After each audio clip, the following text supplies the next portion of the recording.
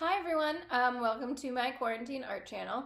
Today we are going to be doing a project based off of the artist Lisa Congdon, and she is most known for her really bright, colorful, abstract, pattern-inspired type of illustrations.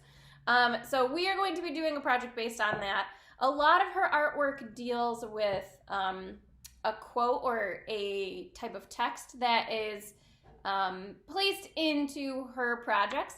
So our project is going to deal with a quote of some kind as well as creating graphic shapes.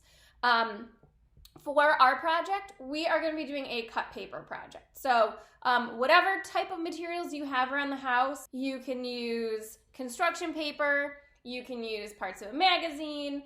I'm going to be using some Post-it notes that I have because they're really bright colors, which is reflective of the type of colors that she uses.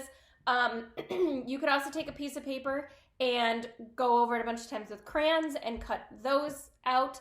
So there's a lot of different things that you can do with limited supplies in this project.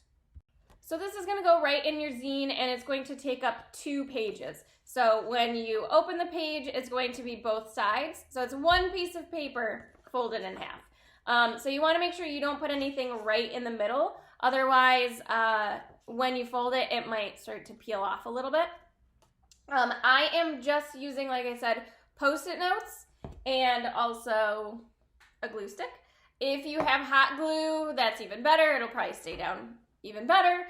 Elmer's glue is fine. If you just have tape, that's okay. I would kind of roll the tape up and put it on the back. That way you can't see the tape.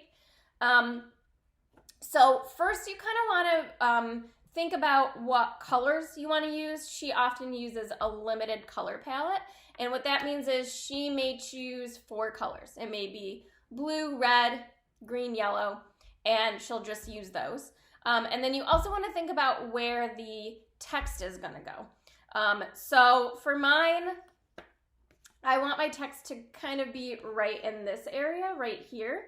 But you also want to make sure that you have a lot of the white space covered. Her artwork is really cool because it uses up a lot of the paper. So her white space to positive space ratio is there's more things that are positive space, there's a lot less negative space, but the parts that have negative space are very interesting. So this, for an example, you can kind of see when I was thinking about negative space, instead of taking this one little piece of paper and butting it up right to this piece, I left some white space in the middle, which makes it almost look like there's another line there.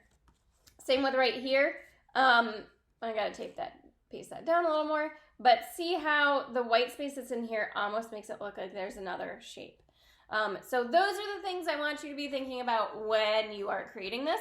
And then also, what do you want your message to be? So is it a happy quote? Is it a sad quote? And then what kind of colors would go with that quote? So if you have limited colors, you might want to look at the color palette and figure out, is this a really happy color palette? Is it a lot of bright colors? Is it like springtime?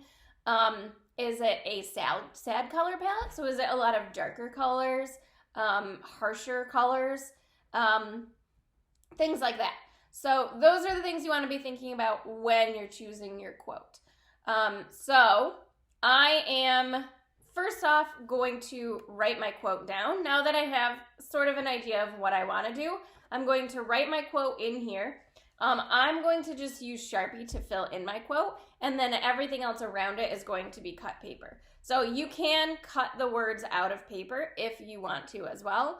2, 3, and...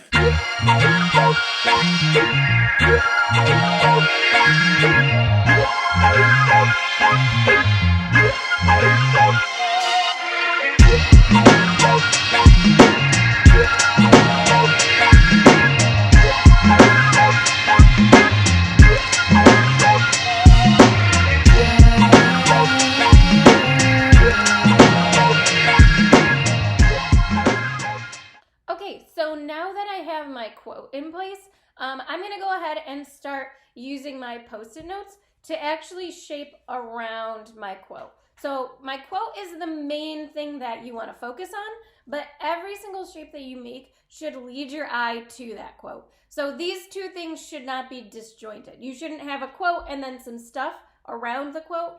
All the stuff around the quote should kind of bleed together to make you look at the quote. So even if you're looking over here, this is pointing directly at this is pointing directly up at this, if that makes sense.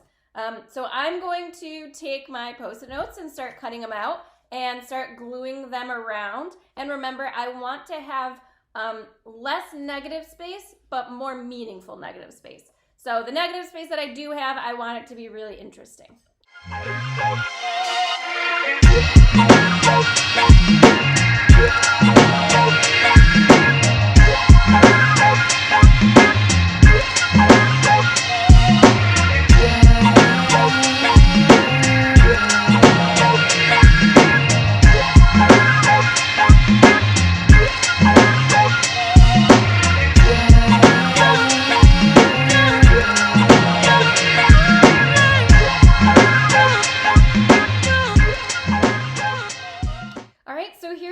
Finished piece of art.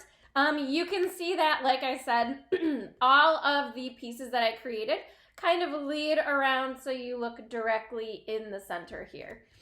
And again, I just used Post-it notes, and I think it looks pretty cool for just using Post-it notes. So enjoy and good luck!